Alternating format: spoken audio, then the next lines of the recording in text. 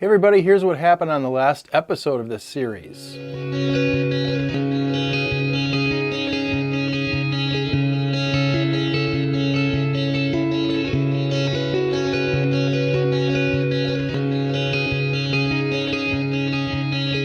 So today, as I continue writing my new I instrumental using stream of consciousness creativity, I'm on to step 2. So the first step was that I came up with that real simple guitar part on my Stratocaster. I had it tuned down to E flat with the high E string, even down another step beyond that.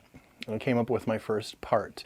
The whole point of this is that I'm kind of just going with the flow. I'm just going to whatever sounds good in the next step without any particular outcome in mind, and just to see what comes up. So today I'm going to be using my other guitar, which I love. This is my EVH Wolfgang. It has a completely different sound than the Stratocaster, so I like using those two kind of against each other. I also have this one tuned to standard tuning, just so I have to kind of wonder, just use my ear to find the part rather than just knowing in terms of theory what exactly that I'm doing. Now, I did something a little different this time than I normally would. Normally you'd play right along with a click track and try to give everything right in time. This time I just tried something different. Basically what I've done is I just listened to the other track and just played along with it, what I was hearing. So I really wasn't actually following the click track. So again, this is a risky move because normally you'd put everything on the grid, but I just want to try something different. And so here's how the process went. First off, I used the EVH guitar to just kind of come up with some chordings that I thought might match. And then I played around with it until I found something that kind of worked.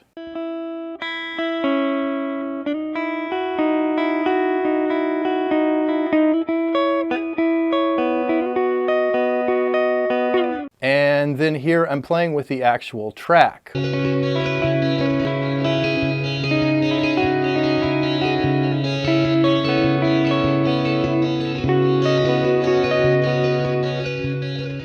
Now what happened here is that I realized what I had done. I kind of got myself off the grid, pretty far off the grid. Even the part that I came up with on the EVH was a little bit longer of a phrase than the original one, so they actually don't match up. But I kind of like the randomness of that because it's going to just create some interesting rhythms, I think, as we move on. I did add some delay to my EVH track. There was also delay on the Strat track, but this is going to turn these two guitar parts into an atmospheric bed that will work later on.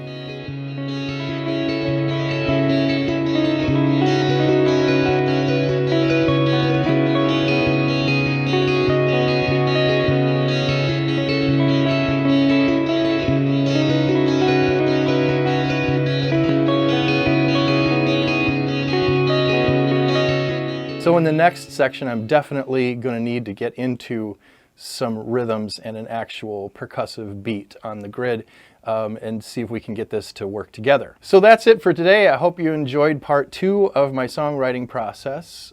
Hit like if you like this video. Subscribe to the channel, please. Hit the bell if you want to get notified every time a new one of these videos is coming out. I'll see you in the next one.